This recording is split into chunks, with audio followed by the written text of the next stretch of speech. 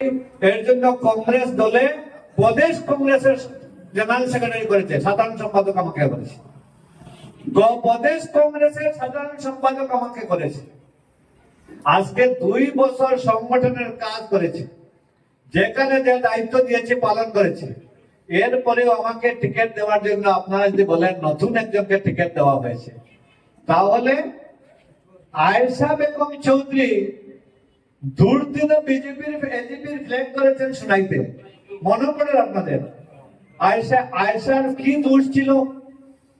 আয়েশার কি দোষ ছিল? তুমি এসে আজকে আয়েশার হাত থেকে তুমি এজিপি কে চিনিয়ে দিলে, আর 7 দিনের এজিপি, আর তোমাকে কিছু তথাকথিত নেতারা বলছেন যে আমরা উনাকে সমর্থন করব। তাহলে তোমাদের নীতি অন্যরকম।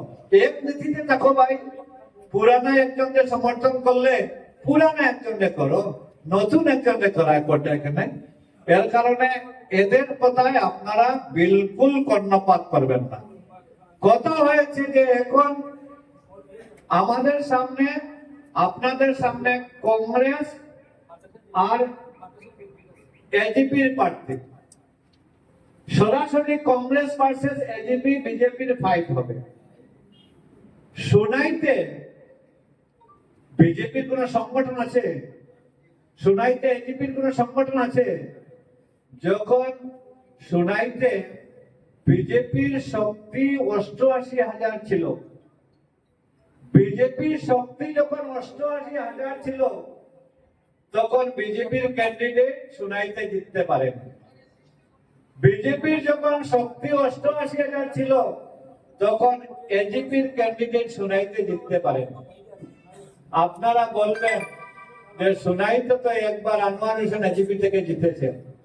আনোয়ার হোসেন এজিপি থেকে জিতেননি, আনোয়ার হোসেন ওনার নিজের জন্য উনি জিতেছেন। আমরা সবাই জানি মানুষ আনোয়ারকে ভোট দিবে এই প্রতীক চিহ্ন, হাতি হোক কিংবা গন্ডার হোক কিংবা মাছ হোক কিংবা সাইকেল হোক কিংবা অন্য কিছু হোক, আনোয়ার হোসেনকে ভোট দিবে। কিন্তু এর আগে আমরা দেখেছি 91-তে হাতি প্রতীক চিহ্ন নিয়ে আমাদের অতি শ্রদ্ধার ব্যক্তি আব্দুল হক সাহেব হাতি প্রতীক চিহ্ন নিয়ে সোনাইতে প্রতিদ্বন্দ্বিতা করেছিলেন। আব্দুল হক সাহেবের আর করিমউদ্দিনের মধ্যে তো অনেক তফাৎ আছে। আব্দুল হক সাহেব একজন ল কলেজের প্রিন্সিপাল, এমএ এমপি, দুইজনের মধ্যে ডিফারেন্স আছে না?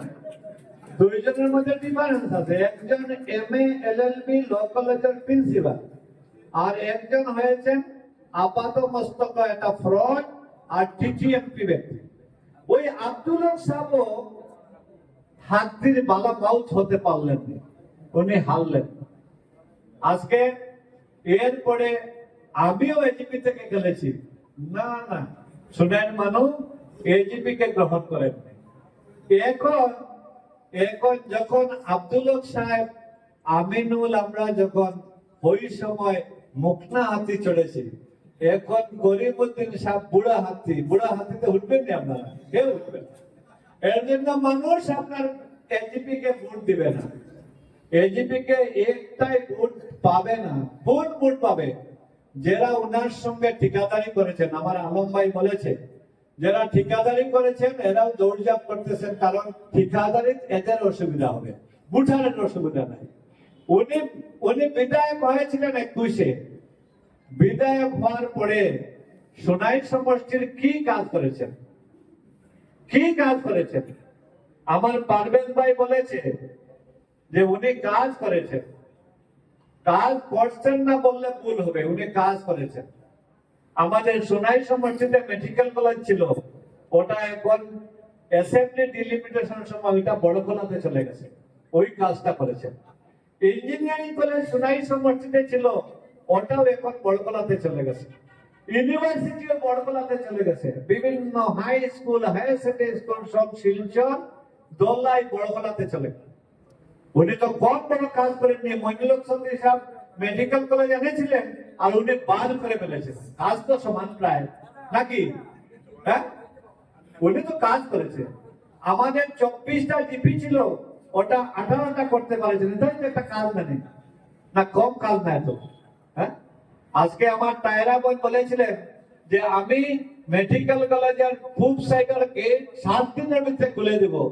কাজ করেছেন মেডিকেল কলেজটাই একবারে বড় কলা দিতে, কাজ তো কম করেন। এর জন্য এই একটা মানুষ আপাত মস্তকে একটা ফ্রড মানুষ, যে নিজের উপরে ফ্রড করে, নিজের উপরে ফ্রড করে। এমএলএ হওয়ার জন্য টিপ সই হইলে এমএলএ হওয়া যায়, কিন্তু পঞ্চায়েত ওয়ার্ড কমিশনার হইতে হলে শিক্ষাগত যোগ্যতার প্রয়োজন হয়। আরে বাবা, তুমি যদি 2016-তে তুমি যদি বলতে হানি তুমি ম্যাট্রিক ফার্স্ট, তাহলেও তোমাকে ভোট দিতাম মানুষ। 2021-এ তুমি যদি বলতে তুমি ম্যাট্রিক ফার্স্ট, তাহলেও ভোট দিতাম। একবার বলবে তুমি ইঞ্জিনিয়ার বললে চ্যালেঞ্জ হলে বলবে তুমি ডিগ্রি ফার্স্ট। এই বহুরূপী কেন রে ভাই? এবার কি দিবে? এবার হয়তো এমবিবিএস দিবে, মুন্না ভাই এমবিবিএস হবে। হ্যাঁ, এর জন্য এই মানুষ সম্বন্ধে আমরা চিন্তা করার কোনো দরকার নাই। আমাদের চিন্তা হয়েছে বিজেপি, আমাদের চিন্তা হয়েছে বিজেপি। বিজেপির নীতিটা কি? আজকে কেন্দ্রের বিজেপি এবং রাজ্যের বিজেপি, আমাদের প্রধানমন্ত্রী নরেন্দ্র মোদী 2014 নির্বাচনের আগে কি বলেছিলেন?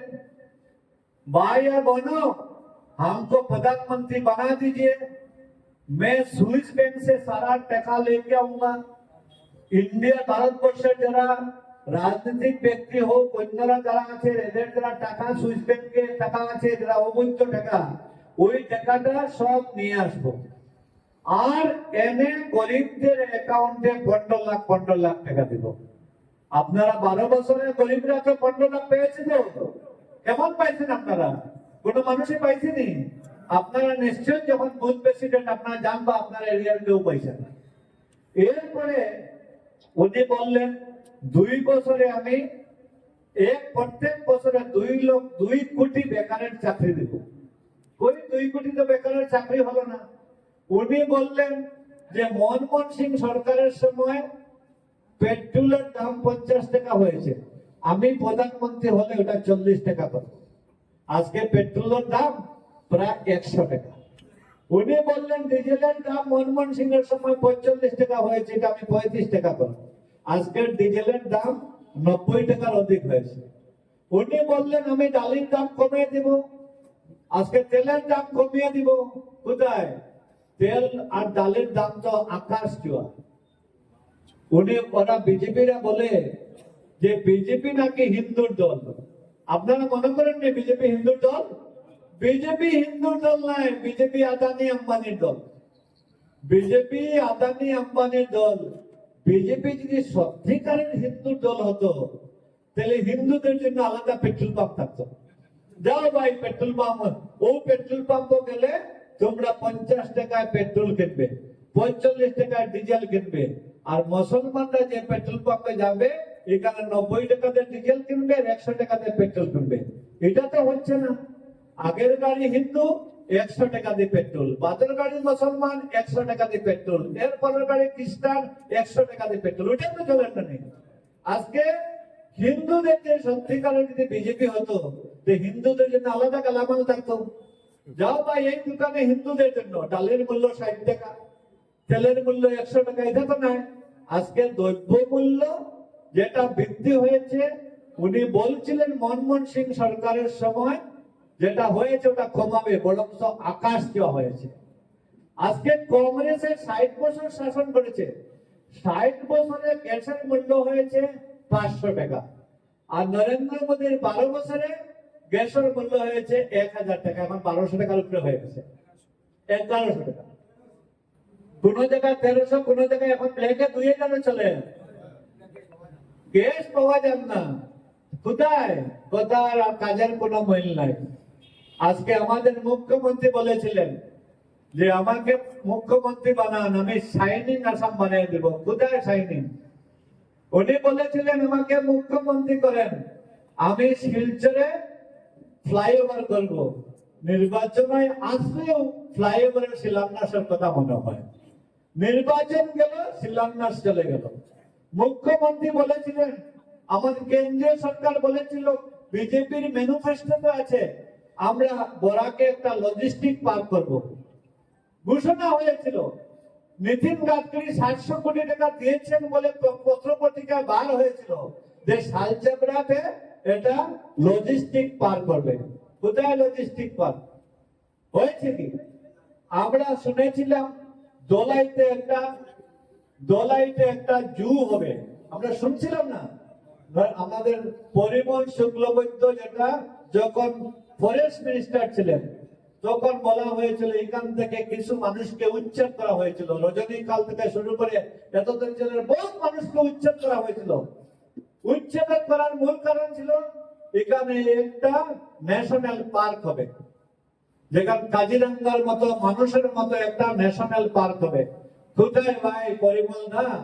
ন্যাশনাল পার্ক তো দূরের কথা, বাঘ ভাল্লুক তো দূরের কথা, বান্দরও দেখা যায় না এখন এই ন্যাশনাল পার্কে। হ্যাঁ, কোথায়? বিজেপি যেটা কথা মুখে বলে এটা করে না। আজকে বলছে যে আমি এই করব সেই করব, কোথায়? এর জন্য বিজেপি দল খালি আশ্বাস দেয়, কিছুই করে না। কাজ করেছে বিজেপি। যদি আপনারা বলেন যে বিজেপি তো বরাকের জন্য কাজ করেছে, কি কাজ করেছে? আমাদের খণ্ডটা সমষ্টি ছিল বরাকের, বিধানসভার সমষ্টি খণ্ডটা ছিল, এই খণ্ডটা থেকে 13টা করেছে। 2টা সমষ্টি বরাক থেকে কমিয়ে দেওয়া হয়েছে। এই যে কমিয়ে দিল 2টা সমষ্টি, এই জিনিসটা হিন্দু মুসলমান খ্রিস্টানরা কেউ এটা পছন্দ করেনি। এর জন্য এইবার ভোটে দেখবেন আপনারা, এই 2টা সমষ্টি কমানোর জন্য বিজেপির বিপক্ষে আপনার মানুষ ভোট দিবে। আজকে জেলা পরিষদ, আমাদের 27টা জেলা পরিষদ ছিল কাছাড় জেলাতে, এখন 25টা জেলা পরিষদ হয়েছে। আজকে আপনার হাইলাকান্দিতে 11টা জেলা পরিষদ ছিল, এখানে 8টা হয়েছে। ঠিক মানে করিমগঞ্জে ওই রকম জেলা পরিষদ কমিয়ে দেওয়া হয়েছে। আজকে জনপ্রতিনিধি কমলে উন্নয়ন কমে যায়, কারণ সরকারি অনুদান কম আসে। আমাদের সুনাই বিধায়ক সুনাই থেকে 6টা মানে আপনার পঞ্চায়েত কমিয়ে দিলেন। আগে 24টা ছিল, এখন 18টা। 6টা পঞ্চায়েত কমা মানে 6 জন পঞ্চায়েত কমা, 6 জন এপি কমা, 60 জন গ্রুপ মেম্বার কমা। আজকে 6 জন পঞ্চায়েত কমলে 6 জন পঞ্চায়েতে একজন পঞ্চায়েতে বছর কম হইলেও তার জিপি এলাকাতে 5 কোটি টাকার কাজ করতে। আজকে 6 জনের 30 কোটি টাকা বছরে লস হয়েছে, 5 বছরে 1.5 কোটি টাকা, 150 কোটি টাকা আমরা লস হয়েছে। এক্স্যাক্টলি এপির বেলা ওইটা হয়েছে, গ্রুপ মেম্বার বেলা হয়েছে। এর জন্য দায়ী যেভাবে বিজেপি, এইভাবে আমাদের বিধায়ক দাবি, বিধায়ক দায়ী। কারণ বিধায়কের দূরদর্শ টাকা কম থাকার কারণে আজকে বিজেপিরা পরিমল শুক্লবৈদ্য, কৌশিক রায়, 3টা জিপি, 3টা দলাই দিয়ে 3টা লক্ষ্মীপুরে নিয়ে গেছে। এরা করতে পেরেছে।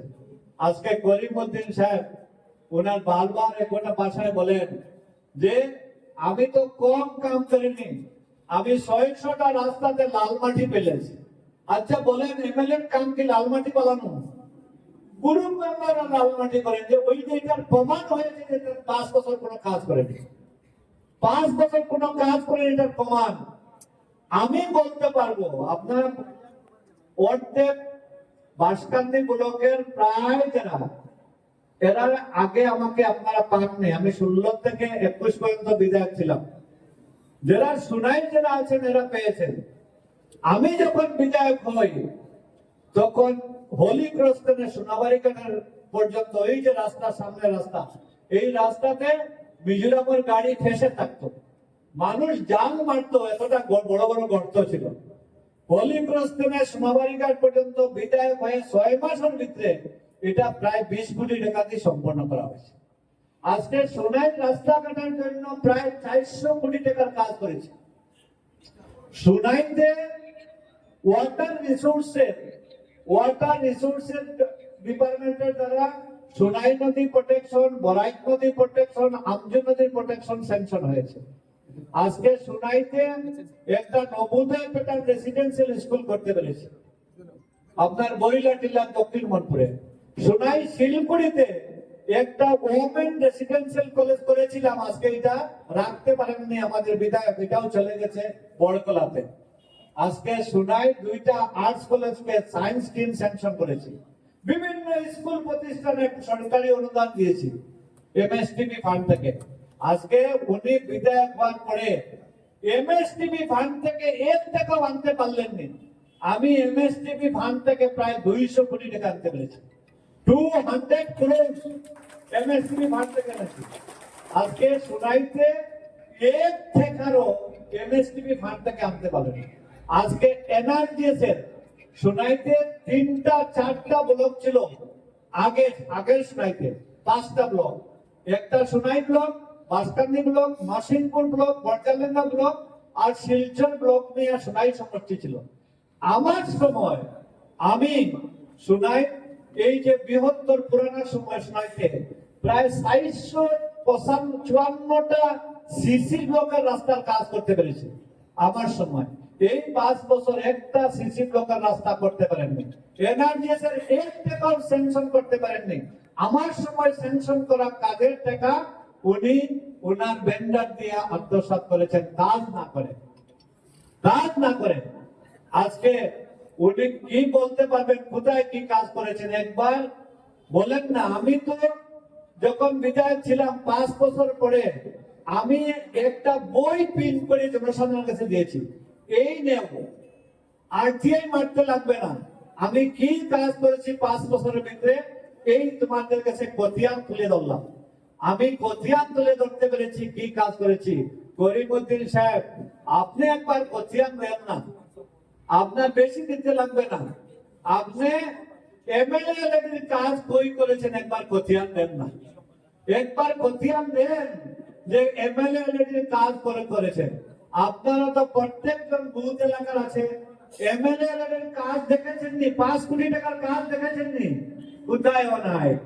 তাই বাগপুর আমরা অতি একটা পবিত্র জায়গা, আমাদের বাগপুরের পৃষ্ঠাবর বাড়ি। বাগপুরের রাস্তা থেকে পিছনের একটা ওএনজিসি রোড আছে, ওইখানে একটা লিংক রোড আছে। এই লিংক রোডে একবার আনসাইড থেকে 10 লক্ষ টাকা, আরেকবার এমএলএ থেকে 10 লক্ষ টাকা, আরেকবার 5 লক্ষ টাকা, আরেকবার 2 লক্ষ টাকা, এক রাস্তাতে এক স্কিম দিয়ে 4 স্কিম মারিয়া খাইছেন বাগপুর ফিরসাবর বাড়িতে। আর যে মানুষ ফিরসাবর বাড়ির রাস্তা খাইতে পারে যে সাধারণ মানুষ আসেন না পঞ্চায়েত, হ্যাঁ সাধারণ মানুষ আসেনি। কবরস্থানের পয়সা, মসজিদের পয়সা, আপনার বিভিন্ন ফি রকলার রোজার পয়সা মারিয়া খাইছে। আর এখন কিনা কই বিভিন্ন সভা সমিতি গিয়া আগর এমএলএ যে নাসলা এই এমএলএ সারা এনআরজিএসের পয়সা খাইছে। আরে বাবা তুমি যদি আগর এমএলএ যদি পয়সা খাইছো এনআরজিএস তাহলে তুমি 21 নির্বাচনের সময় কেন কইলে না? তুমি তো কইতে আসলো যে ওই ক্যান্ডিডেটে আপনারা ভোট দিবেন না, এই এনআরজিএস এর পয়সা মারিচ্ছে, এই রাস্তাঘাটের পয়সা মারছেন। তখন তো একবার তোমার মুখে দিয়ে কথা বললো না, তখন তো তুমি একটাই কথা কইছো যে কম বাঁচাও, আমিনুল এমএলএ কম বিপদে পড়ে যাব। তোমারে মানুষে কৌমের জন্য ভোট দিলা, তুমি বিধায়ক হইলাই। এরপরে আমিনুল্লাহ করাপশন করছে, ঠিক আছে তুমি বিধায়ক হইয়া জানলাই। তুমি তো পিএসসি কমিটির মেম্বার রে বাবা, তুমি 5 বার পিএসসি কমিটি লিয়ে আইলাই, সিএম ভিজিলেন্স ইনকোয়ারি বানাইলাই, এর বাদেও তো কিছু পাইলাই না। এর বাদে কি রকম কর? তুমি তো মামার পকেটে আসলাই, যদি করাপশন করতাম তাহলে মামার ভিজিলেন্স সেলে আমার সাললো না। আর কিন্তু এটা উদাহরণ আছে, করাপশন করিয়া বিজেপির ওয়াশিং মেশিনে যায়, করাপশন করিয়া বিভিন্ন নেতারা, কিন্তু করাপশন করিয়া বিরোধী দল আইনি। কমলাক্ষ দে যখন সিএম ভিজিলেন্স আনলো বাড়িতে হানা, তখন কমলাক্ষ দে বললা বাবা দাদা হেমন্ত দা তোমার ওয়াশিং মেশিনের মুখটা খোলো, আমি ঢুকতাম, ডিটারজেন্ট যত ভাটা টাকা দেওয়া লাগে দেও, আমারে শুদ্ধ করো। ও তো শুদ্ধ হয়ে গেল না, হ্যাঁ? করিমউদ্দিন বড়ভূঁইয়া 5 বছর মানুষকে ঠকিছই, করাপশন করছই। আজকে জেলা মানে রাজ্যসভার ইলেকশনের বেশিয়া সোনাই 72 জন মানুষের বেশিয়া মানে কোটি কোটি টাকা নিশ্চয় নির্বাচনের পরেও তো পাবলিকে খাতা দিবা না নি খাদার থেকে বাঁচতে হইলে মামার পকেটে তো হামাইতেও লাগবো এটা মামার পকেটে ঢুকবার একটা রাস্তা ইউডিএফ এজিপি যাওয়া আজ করিমউদ্দিন সাহেব আপনি বারবার করে কয় যে আমরা মুসলমানরা সরকার দলে যাওয়া খুব দরকার সরকার দলে যাইতে খুব দরকার তুমি রে বাবা করিমউদ্দিন ভাই সরকার দল তো বিজেপি এজিপি তো সহযোগী দল তো তুমি বিজেপি গেলাই না কেন রে বাবা মানে বিজেপি গেছো তোমার মুসলমানের ভোট দিতে নাও পায় তো মুসলমানে তো জানোই বিজেপি আর এজিপি শিখির অফিট তোমার যদি সরকার দলে গিয়া কাজ করার অত ইচ্ছুক অত মানে ইচ্ছা আছে তাহলে বিজেপি যায় বিজেপি তোমার টিকিট দেয় না বিজেপি দলে কইছে যে এজিপি হইছে আমরা সংখ্যালঘু বিভাগ বর্তমানে বিজেপির সংখ্যালঘু বিভাগ হইছে এজিপি বিজেপি কইছে এজিপি আমরা দল থেকে কোনো মুসলমানদের টিকিট দিতাম না যা দেও তোমরা দেও ও 26টা মুসলিম অধ্যুষিত সমষ্টিতে আজকের এজিপি এর টিকিট দিছে মুসলমান ভোট ডিভিশন করার লাগে এই কথা মুসলমানে জানেন না বলছেন এই কথা মুসলমানে জানেন না আজকে হিন্দু মানুষের একটা তো বিজেপি দিতা না বিজেপি হিন্দু মানুষের জানেন যে বিজেপির হিন্দু মানুষ কই বিজেপি মানে এতিয়া গম পাবি দল মানে হিন্দু মানুষের ভোট দিতা না এর কারণে করিমউদ্দিন সাহেবর এই যে 60 তারিখ যেটা ভোট গণা হইব ভোট গণার সময় বাড়িবার সময় যে সিট লইয়া বাড়িবা এজেন্ট হলে এটা দেখতে হলে দূরবীন লাগবো করিমউদ্দিন সাহেব তোমার বড় বড় লাইন আছে দূরবীনের ব্যবস্থা করো তুমি জিততে পারবে না 100% এর কারণে আপনারা ভরসা রাখবেন যারা যাইত্রা এরা লগে ভুটানের সম্পর্ক নাই ভুটানের সম্পর্ক বুথ প্রেসিডেন্টের লগে ঠিক না নেই নাকি না নয় আপনারা চুপচাপ হিসাবে বোঝা যায় যে আপনারা আওয়াজ পুরা ডিমা হয়ে গেছে নাকি না কেটা হয় ঠিক আছে নি আজকে এখানে 19 জন মন্ডল প্রেসিডেন্ট এখানে উপস্থিত আছে